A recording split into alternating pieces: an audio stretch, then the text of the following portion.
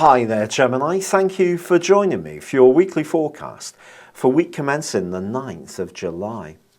This week begins with the Sun still in the part of your horoscope that's to do with your resources. But it's your mind and personal expression which really is given the spotlight astrally this week, as Venus and Jupiter continue in your sign. Now, the sparkle that they've been generating so far this month is not quite so exact because they've pinged apart, but both of them are forging great links with other planets.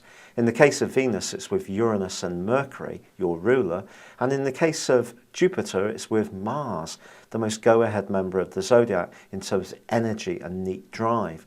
All this can give your plans a great deal of impetus, and you can find yourself really up for going into things, so being a bit more daring.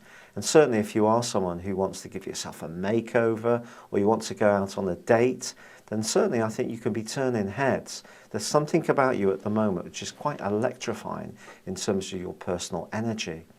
But there is a quarter moon at the heart of this week which suggests that when it comes to money, friendship and also business don't necessarily mix. Now, I always try to counter this notion because a lot of us do work with the people we feel that we're comfortable with, that we like. But I think if you are considering lending someone some money, you need to get it all written down. You need to be a bit formal about it, or it could come back on you. Now, in the latter part of this week, both Uranus and Mercury start to go backwards. Probably because Uranus is going to be going backwards for 5 months, it's going to be less talked about, because Mercury retrograde also always gets a huge amount of publicity, even though it only lasts for 3 weeks. But Uranus to you is very much about freedoms.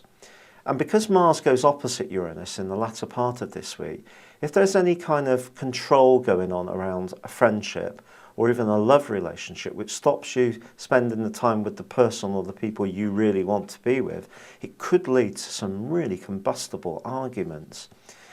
But also, as Mercury does go backwards, it suggests that if this is not resolved quickly, that some of the leftover from this can permeate around, and some of it can be based on misinformation or a misunderstanding.